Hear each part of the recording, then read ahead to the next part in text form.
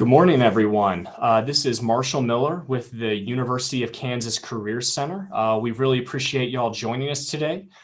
We have a fantastic panel talking about all things careers with canines, careers with animals, and we're really excited that you're joining us. If you are watching live via YouTube, you are able to comment in the YouTube section if you have specific questions that you have for our panelists. We will try and get to them if we have time. But without further ado, I want to introduce our fantastic panelists. Alicia, I'm going to start with you because you're first on my screen. If you could just tell us a little bit about yourself, what you do, yeah, that would be fantastic. Sure. Well, hi, everybody. My name is Alicia. I work at Kansas City Pet Project as the Community Programs Administrator.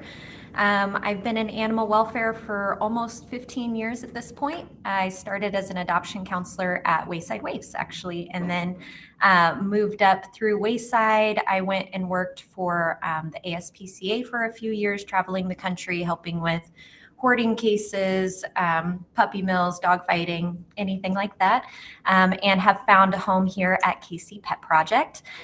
So have mostly come from an operations background. Just within the last 4 years or so, have worked more into administrative roles. I got my CAWA certification to help with that. So have been really enjoying doing kind of the program building and the background of what we do here at KC Pet Project. So I'm excited to be here with you guys. Awesome. Amanda, tell us a little about yourself. All right. Well, hello, everybody. My name is Amanda Smasal, and I work at Wayside Waifs. And, interesting enough, when I first got my start at Wayside, I was also an adoptions counselor, and Alicia was my boss. So, woohoo! But yeah, it's kind of come full circle a little bit. After I worked in our adoptions team, I got a start in our outreach and education department at Wayside, which is where I spent quite a few years growing that role. And then about a year ago, I became our special events manager. And so I kind of moved from the operations side to the donor relations fundraising side. About a year and a half ago, too, I got my master's degree in nonprofit leadership and fundraising, which kind of helped grow those skills and tools over the years. But overall, that's a little bit about me. And working in animal welfare has been an unexpected, wonderful, awesome thing in my life. Definitely unexpected, though. Fantastic. Jade from Bar K, tell us about yourself, how you ended up where you are. Yeah. Yes, hello everyone. I'm Jade. I'm the manager here at Bar K. Here, Bar K is a off-leash dog park, full-service bar and restaurant, even in the dog park and the restaurant. We've been open, kind of coming up on our 4-year anniversary. Attending here and then have for the past few years. So about me, we have this location and then one in St. Louis open right now, and then are working on our third location in Oklahoma City. So very exciting growth happening. Fantastic. And definitely not least, Katie, tell us a little about yourself. Katie, are you muted by chance? I am. It's been a few years of this COVID thing, and I definitely haven't had enough meetings that I know to unmute myself. You will not be the first, nor will you be the last. I imagine we'll all do that today. I am Katie Barnett, and I am an animal welfare attorney. I represent animal shelters across the state of Kansas and in Missouri. Wayside Waifs has been a client. KC Pet Project is a client, and I am also animal welfare counsel for the Lawrence Humane Society. I have a handful of other animal shelter clients across these 2 states. I also do civil litigation involving animals, animal custody issues.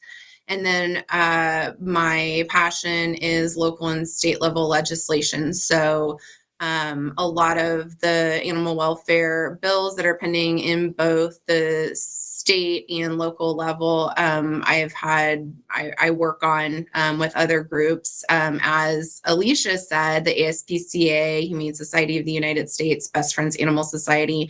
But when I went to law school, I graduated and I actually worked for Best Friends Animal Society. Like Alicia, I traveled the country. I did legislative initiatives and programs for the organization and was an attorney. And then I just realized there was so much going on in our own backyard. I really enjoyed traveling to California and Palm Springs and helping their shelter. But I knew that there was certainly a need for legal assistance and legislative advocacy here in the Midwest. And so I opened my own practice, and that's what I do now. Awesome. Fantastic. Well, Amanda, you mentioned this specifically, so I'm going to start with you, but I imagine this rings true for a lot of you. But you mentioned that this was an unexpected path that you had taken. So I'm curious, what drew you to this field? And I'd love to hear all of you, like what drew you into the role that you're in? Was it just a passion for animals and you want to do anything associated, or was it something else and it just happens to be that way? So Amanda, I'd love to hear from you first. Yeah, so it was right after I graduated college in my undergrad in 2012. And I volunteered through college at our local animal shelter. Always loved animals, of course, rescued whenever I was younger too. But honestly, it was just I found my way at Wayside as an adoptions counselor and truly fell in love with the work.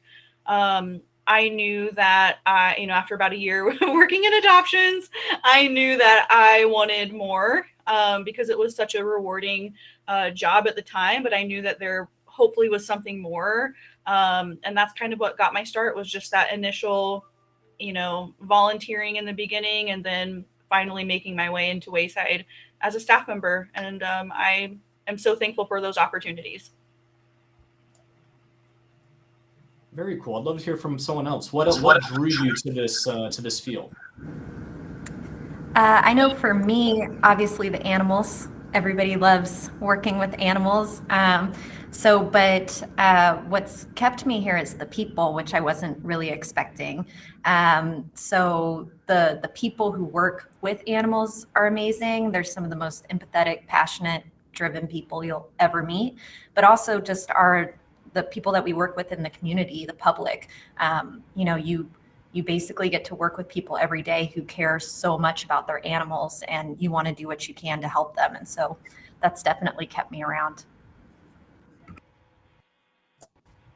I definitely, like Amanda, always had rescue dogs in my home. And, it just was, I adopted a dog when I was in college and struggled to find an apartment that would let me have a huge dog.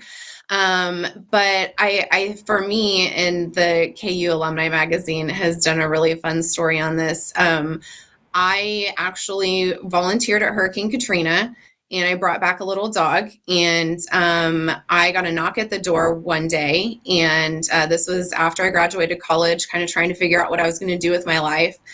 And it was animal control and a police officer. And they said, we had a report that you have a pit bull in your home and they are not allowed in this city. And I was flabbergasted. Like, I had no idea that there was such a law or ordinance. My dog had done nothing wrong. And so I went back to work the next day and I thought about it, and I was just like, this can't be legal. This can't be constitutional that you can just go tell someone what kind of dog they can have. And so I studied for the LSAT and applied for law school. And it was very purposeful, my involvement in animals in my career. That's amazing. I actually started management, and it landed me in Houston, Texas.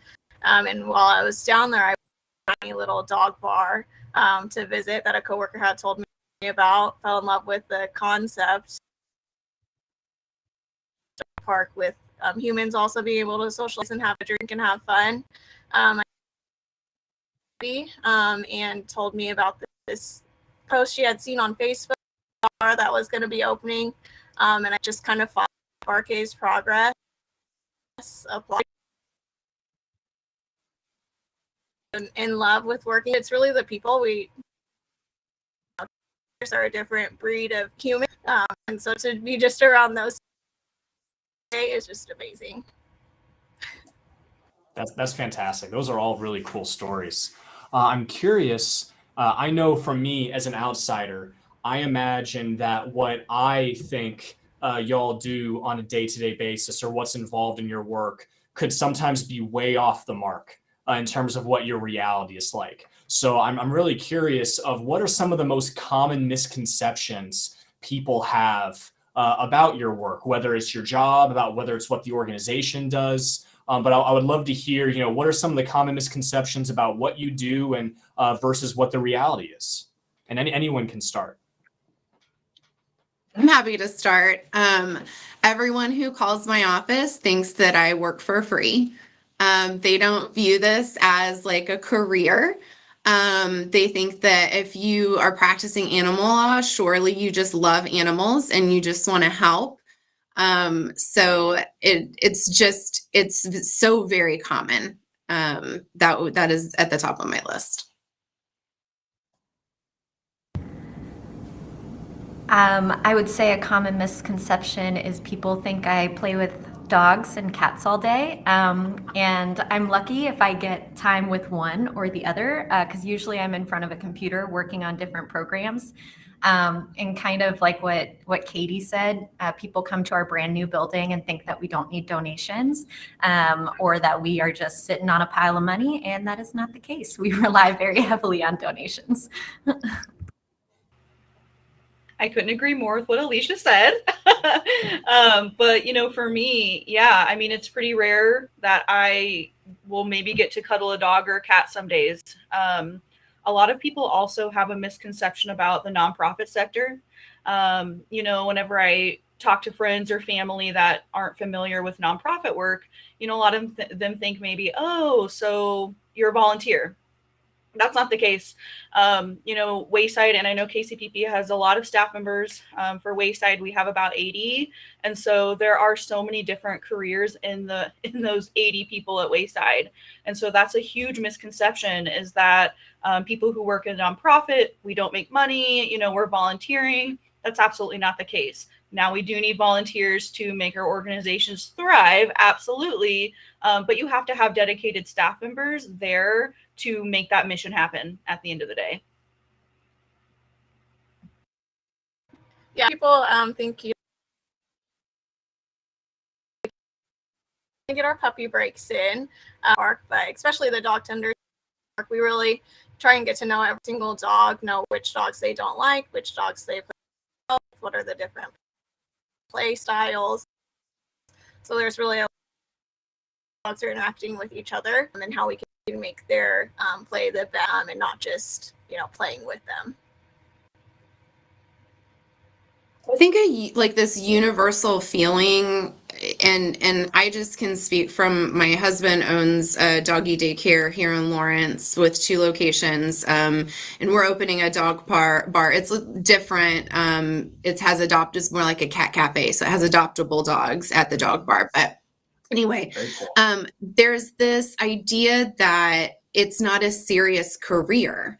It's not a nonprofit, and animal welfare is not a business.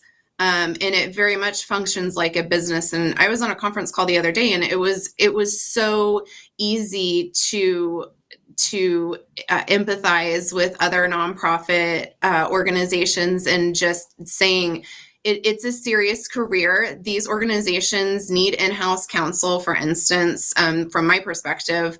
Managing the money, managing the property, managing employee issues. It's very much a business. And I think the general public struggles to view all of our careers as a business.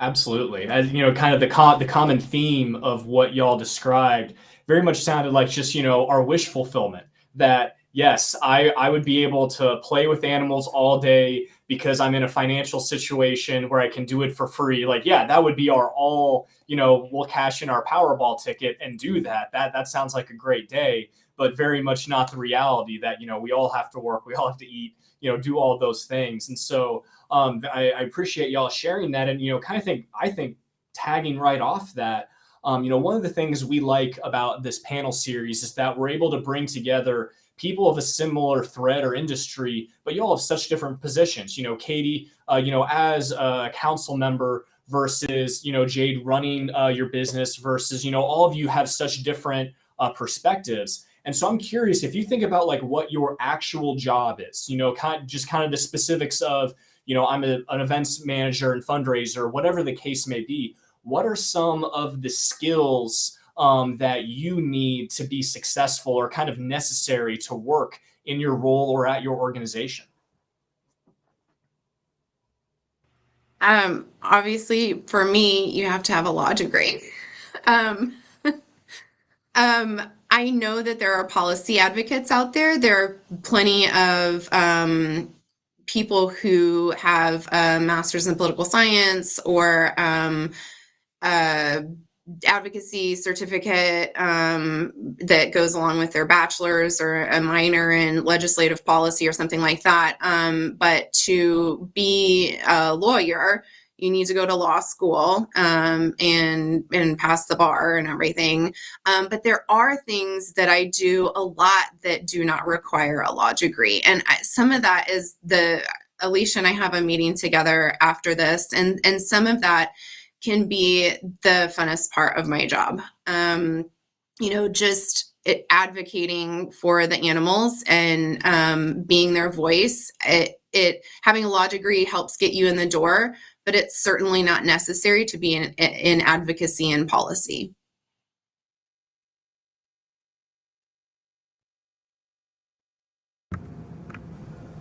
I would say for my role, having a clear vision of where you want either your department or the organization to go is really helpful, because a lot of what I do is look at our programs and see how we can make them better, or look at programs that we're maybe lacking and how we can implement those at the shelter.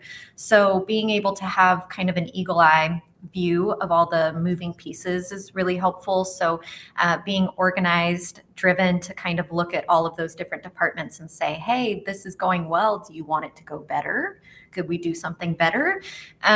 So really kind of taking that initiative and being organized and driven to get it done.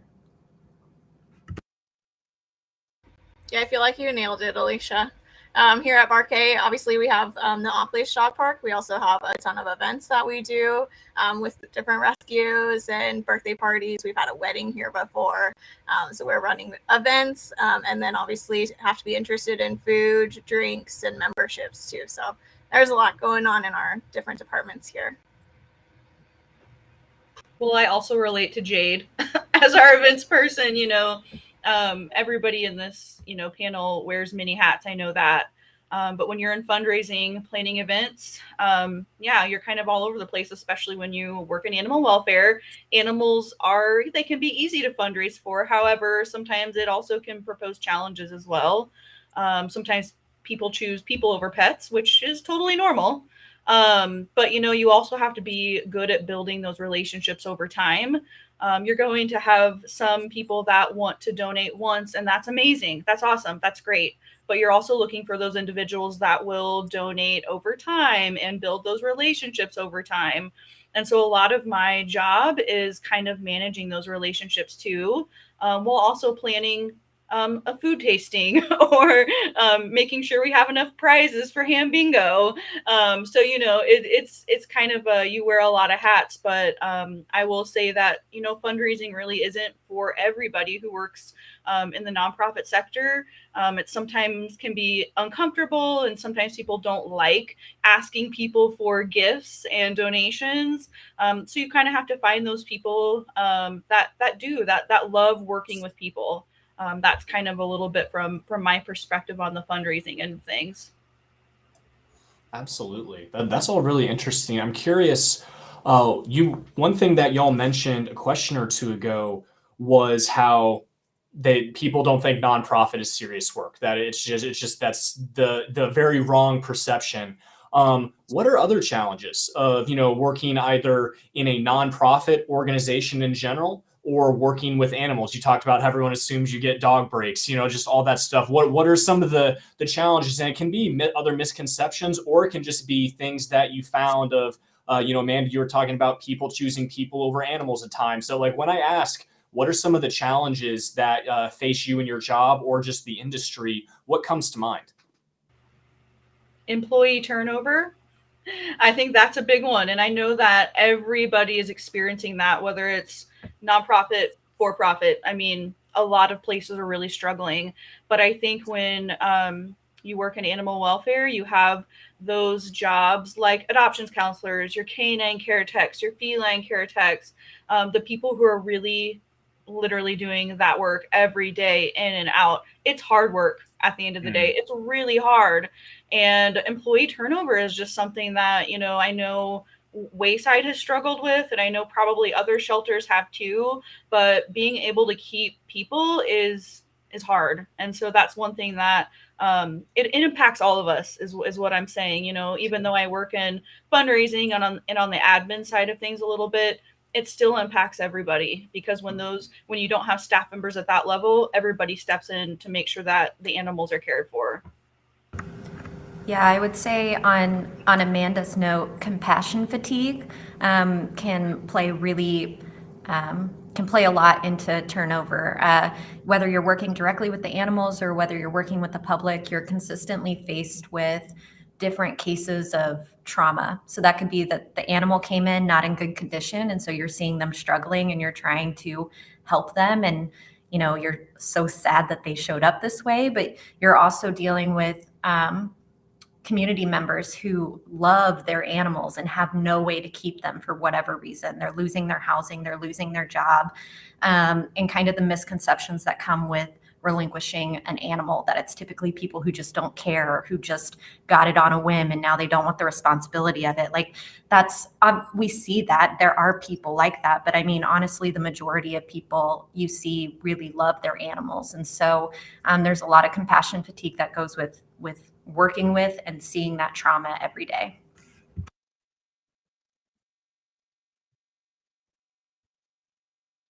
I have a would echo all those things, but also at this executive level that I deal with nonprofits and not just nonprofits, but in working with elected officials, managing the egos is a tremendous challenge. There are only a few animal welfare nonprofits in the metro area that are at a level high enough to, manage policy. And there are a lot of up and coming animal welfare organizations that think they know how to do things better, and will step on their own toes to try and do it better and reinvent the wheel. And so managing those people and their personalities, strictly from a policy perspective, is really, really difficult. And then also managing those policies with elected officials' egos, and it is a huge challenge. And then also ensuring that with this, we're keeping with the theme of people not taking it seriously, ensuring that policymakers understand the importance of animals. Like Alicia said, people don't understand that the majority of animals that are surrendered by owners are because, at least in Lawrence, are because of housing issues. And so getting policymakers and elected officials to understand the importance of allowing pets into rentals, and for housing authorities that are funded by municipal governments and county governments to allow for pets and not have restrictive pet policies. And they understanding the cycle of, you don't allow this pet into this house, into this your housing cooperative, and then they surrender it to your animal shelter, and then that creates a tax burden for your citizens when like all you had to do was allow them to keep their perfectly good pet. They getting elected officials to understand that is a tremendous challenge. For us, we are very seasonal. So we have 8 months out of the year where we're running at 150%, trying to keep up with everybody that wants to come out during the nice weather. And then it snows and there's not very many people here. So the seasonality is tough with the staffing, and being able to keep staff over the winter and have hours for them. And then we're also dealing with pet parents who love their dogs so much. And so emotions can get high sometimes, and managing things when incidents might happen, or they think a dog is playing too rough with their dog, but really it's just, mutual play. So managing all those and educating our guests on our different policies, why we don't allow food into the park, because you don't know how many people just don't even think about it, or why we don't allow outside toys, and all those things. So just constantly educating people that are coming in too. For sure.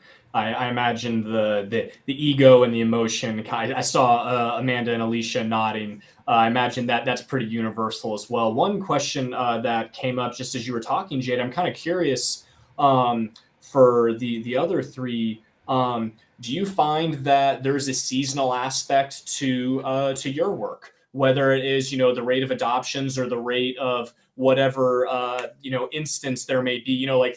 It's not a prepared question, it's just an honest question of I could imagine the weather's nicer, people are seeing people out, and I'll go adopt or be more involved. Is that something that rings true to you, or is that a little bit more consistent with Jade being just the source of Barquet?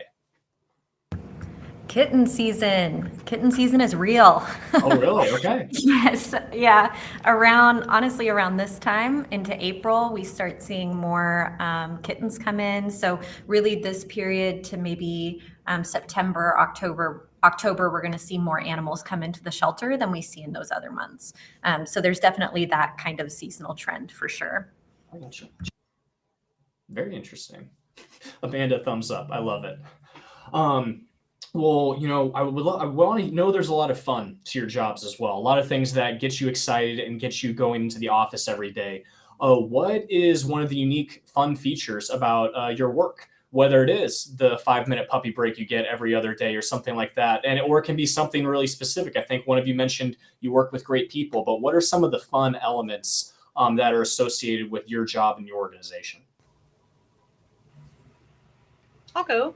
For me, today, it's not the best weather-wise outside. However, today after this, I have 2 off-site puppy visit fundraisers. And so I will be bringing the cutest little puppies to employees at a couple corporate organizations here in Kansas City, and they get to love on them and experience some joy. And so for me, being able to see other people be happy is really awesome. And of course, the people I work with on a daily basis makes my job 100% worth it, but it's other people too. So today I'll be spending my day holding puppies for other people to love on, and it's mutually beneficial. And we also get a donation, so. Yes. Yes, our team here is so much fun to work with, all of the dog lovers, and then just all the different events that we do. We always have something fun going on. A couple Sundays ago, we had a drag brunch, so there are dogs and a drag show. We do live music, adoption events every Saturday, which are always a hit, and we always make sure all the staff gets to go over there and love on the adoptable dogs. We've had a couple adopted by our staff members too, so that's always fun when they come home with a dog also. So it's very fun working here, to be honest. I enjoy the creativity aspect of my work. Being able to look at the different things that we have going on and kind of thinking of outside of the box ways to either solve whatever issues it is or build whatever we want, like having that freedom to kind of say, you know, nobody's ever done this before. Do we want to try it? Do you kind of want to do this? And obviously I have a amazing boss who supports that and is like, yeah, let's see what happens. And so I love doing that in my work, having that creative freedom. It's probably very lame and lawyerly, but I love winning. Anytime we're able to get, you know, like an ordinance, like Overland Park had a pit bull ordinance on the books for 30 plus years, and leading the repeal of that ordinance was so rewarding, and getting to impact so many animals on a legislative level. You know, my caseload affects individual animals mostly. And so I get a win for a family who has, you know, their pet has died. It was shot and killed by their neighbor, for instance, or the city is trying to take their dog away because of the way that it looks, very similar to what happened to me, and declaring that ordinance unconstitutional.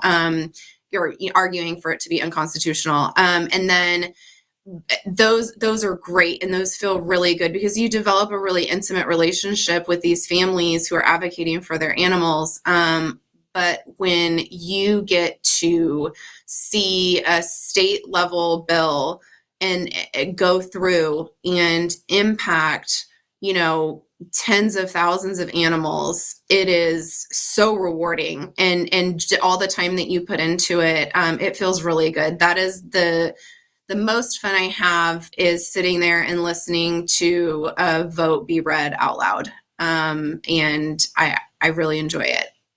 So I'm a nerd. No, that sounds awesome. And I imagine it's also cool because, you know, just seeing the reactions of your fellow panelists, you know, kind of smiling and nodding and cheering as you were describing that. I imagine that's also rewarding as well, that you're not just getting to win on behalf of the animals, but, you know, all the fantastic people who work in this industry, because, you know, you're moving the ball forward for them. Yeah. One thing that, you know, students always want to know about is actually getting jobs. You know, how do they get into fun fields like this? So, you know, Amanda, I think it was you who mentioned that there's, you know, constant high turnover in some sort of roles. And so, you know, kind of taking a step back, what is the future of employment look like for industries and organizations such as yourselves? Is this a case where there's always opportunities, they just have to know where to look? Is it a case where everyone's trying to get in? What does that sort of look like, and how did you find yourself navigating that journey? I mean, I think for Wayside, you know, it's a combination platter of those things. There's really no, you know, direct answer. But I do think that a lot of people just don't know about that. And so whenever I was in my undergrad experience, I really just was uneducated about careers in animal welfare. I didn't study animal welfare. It's not that I, you know, studied anything in the midst of that. But it was really just about experiencing it firsthand, which made me kind of want to jump into more than just maybe one of those frontline positions.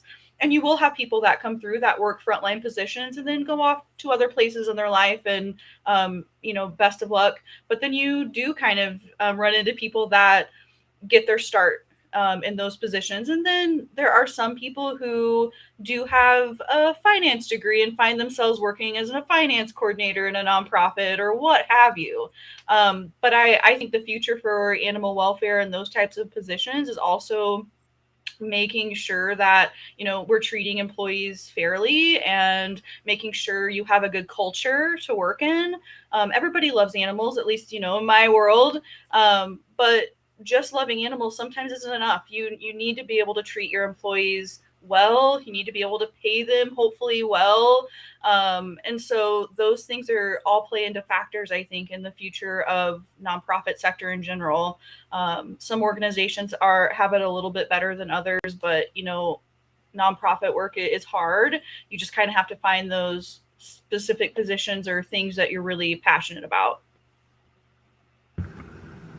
Yeah, I would say, kind of echoing Amanda's point, I think moving forward, the shift that I'm seeing more in animal welfare is more people-centered employees, because a lot of what's happening in animal welfare is moving towards helping people help their pets, because you can't help pets if you don't help people. So really hiring for people who are people. And you can always build those animal skills. You can always build those handling skills, like teach them about all the different aspects of animal welfare. But I'm really trying to focus on people who are interested in helping people as well as animals. Sometimes if you have just a specific animal-centered kind of mindset, the animal welfare world can be a little bit harder on you, because you're going to take those hits a lot harder when you see those animals in bad situations. So people-centered people is the way I see it going. For our industry, I think it's really going to boom. We have people fly in to come visit Parquet from all over the country, like at least once a week, that, take pictures of the concept, ask us all these questions about it, say they want a franchise or they're starting to do their own in their own city. So I think that dog bars are going to be popping up all over. For Parquet specifically, we want to have 10 locations in the next 5 years. So we'll be growing pretty quickly here. And a lot of our management has just worked their way up, similar to me. Started off as a server, fell in love with the company, and then is now managing the people that they started off as. So there's lots of internal room for growth here, and we'll have tons of positions opening up as we get bigger. I would say, first, I just want to say, do you know how many lawyers have become dog trainers? Like, it is insane how many people, dog trainers I speak with, and they're like, yeah, well, I was an attorney for 26 years and, I just couldn't do it anymore, but I love animals. So it's just, that's kind of interesting. For me, what I've seen in up and coming interested law students is that there is you think, because of what we deal with so much here in the Midwest is companion animals, and we have this, there's a vegetarian and vegan movement in the Midwest, but we still say livestock is livestock and they're food animals and farmed animals. And, we're a very agricultural state in Kansas and in Missouri. On the coasts, for law students, there is a tremendous opportunity for people who are interested in more farming freedoms and agricultural policy, and also wildlife and environmental studies. Oftentimes animal law and environmental studies go together. And so you don't see it as much here. And honestly, there are no animal law classes. That's not an opportunity that we have at our law schools. But you see it a lot. The American Bar Association has a committee called the Animal Law Committee. So it's attorneys from all across the country. And when you get involved and see what's going on in other states, you see that there is tremendous opportunity for animal law. Fantastic. What do you recommend to students who are interested in animal welfare in, whatever vein that looks like? How do they try and set themselves apart? Is there something you would have told your past self, whether it's 5, however many years ago, as you were starting, like, oh, I wish I'd known this, or, oh, maybe if I had done this, it would have worked faster, whatever the case may be. What is kind of that imparting advice that, for the students who are interested in this field, you would want to leave with them as something to be thinking about or to be doing if they're really wanting to get involved in this? I would say check out different internship opportunities. I know a lot of animal welfare organizations do offer internships. I know Wayside does. That's a really great way to kind of look into that, but also networking. I mean, networking is such a huge thing with any career, with any job. Network, reach out to a shelter and say, hey, can I have a tour? Or come to volunteer. Volunteering is a great way to get yourself in that door. I know a lot of places, volunteers will start out volunteering and then they will end up working there. Not all of them, but those are my two pieces: volunteering and networking, and just meeting different people. That's kind of the best way, in my opinion, to go about it. I would say my advice would be to not get so comfortable that you're not willing to learn more. I think a lot of times people learn one way of doing something, or learn one kind of form of, or one aspect of animal welfare, and that's kind of where they stop, and they're like, well, I think I'm pretty well versed in that. And you absolutely might be, but there is always more. Animal welfare looks totally different now than it did 10 years ago. 10 years ago, we didn't have really open adoptions. We weren't encouraging everybody to come and adopt, only people with fenced-in yards or people who own their homes. So, really just being open to constantly learning and growing your knowledge for animal welfare is really important in this field.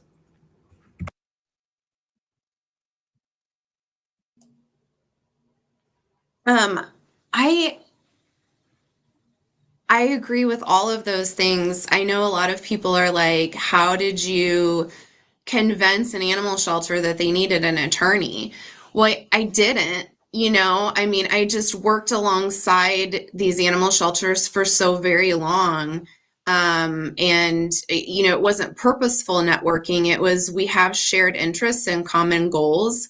And we got to work together in so many different capacities. I certainly have had my fair share of fosters and pulled animals from shelters. And, I have done the other side of things. But that's getting to know people, getting to know what these positions are in animal shelters, and getting to know what people do, and just working alongside I guess from a undergraduate perspective, it would probably be volunteering, helping with events, understanding the organization, figuring out how your skill can help the organization. And I do not like the unpaid internship idea, just as a business owner. I think that people should be getting paid for their time and what they're doing and contributing to my law practice. Anyone who wants to intern with me, I do have paid internships. But I also, you can also get credit, class credit. So those are two opportunities just with me that are out there. I absolutely agree with Alicia and Amanda, getting in there and networking. It's such a nasty word. I know. Ugh. Yeah. Yeah. Yeah. I always kind of cringe when I say that, but it's an important thing to do. Absolutely. It's a tool we all have to have. Well, I want to start landing the plane. I really appreciate y'all's time, and the insight that you're bringing to our students. To end on a fun note, what's the favorite thing about your work? Whether it's, a favorite memory, something that just keeps you coming into the office every day, just what's the fun part? You've said it throughout, but just, to end on the high note, why is what you do awesome? And, what's something that you would want to share, if you're selling students on why this is such a great opportunity, great career? I have a favorite memory. We have this husky that had been coming here since he was 3 months old. The first time he came into this small dog park, sat in the corner by the fence, in a pile of poop, to just not be around anything or anyone. And now he's been coming for almost 3 years now. He's still a little wary of humans. And it's taken me a long time to gain his trust, but there was one day when I went out into the park and he was out there, but I wasn't even paying attention. He came up and pushed my butt with his nose to tell me, like, hey, I'm here. You didn't come try and say hi to me. And then I looked over at his owner, and his owner had like his mouth open and was like, oh my God. So those kind of moments are fun when you gain trust of dogs and get to know their owners on a level like that.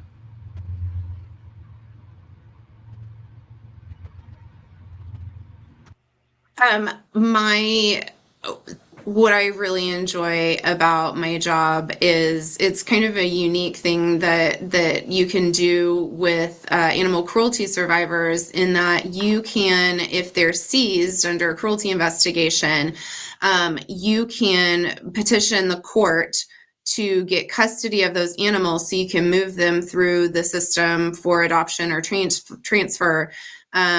So they don't have to sit in a shelter and wait for years and years and years while the court case is going on.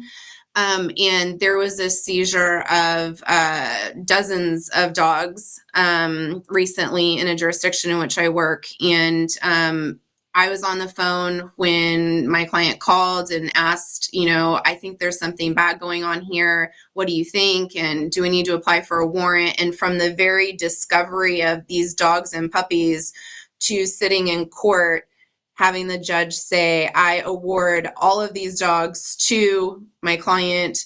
And we were able to get those dogs moved to adoption. And one of my friends adopted one of the puppies, and, getting to see it from start to finish is just, it's remarkable. And that's just one case and it's why I do what I do. I was literally going to say, Katie, seeing adoptions from start to finish, that's one of my, favorite parts about my job too. It's where I got my start, was finding, pets to match people with. And nothing is more rewarding than seeing a dog that has sat in a shelter for 100+ days or longer, and seeing them find a home and it be successful, because sometimes those animals might have already been adopted out a few times. So nothing more rewarding than seeing that dog or cat or small mammal find a home. Yeah, to echo that, seeing seeing all the updates of animals in their home is one of the favorite aspects of my job. I love when adopters send us updates on how their animal is doing, and how they looked in the shelter and just how sad they were, or how stressed they were, or whatever, and now they're totally passed out on the couch, snoring under a blanket next to their owner. Like, it's amazing. And obviously, as I said before, the people I work with are amazing in all aspects. I mean, that's a double-edged sword. Sometimes they're not amazing, but most of the time they're amazing. And so that definitely keeps me coming back. That's fantastic. Well, thank you all so much. For the students who are watching, if you're interested in organizations like this, if you're wanting to know, hey, how do I get involved or get an internship that they talked about, feel free to reach out to us at the Career Center. You can find us at career.ku.edu. You can make an appointment with a career coach, get your resume reviewed, help you do career searching and planning. If you heard what they were talking about at any of these wonderful organizations or any of these types of roles, we're here to help you with that. So once again, thank you to our panelists for your time, and everyone enjoy the rest of their day. Thank you. Thank you.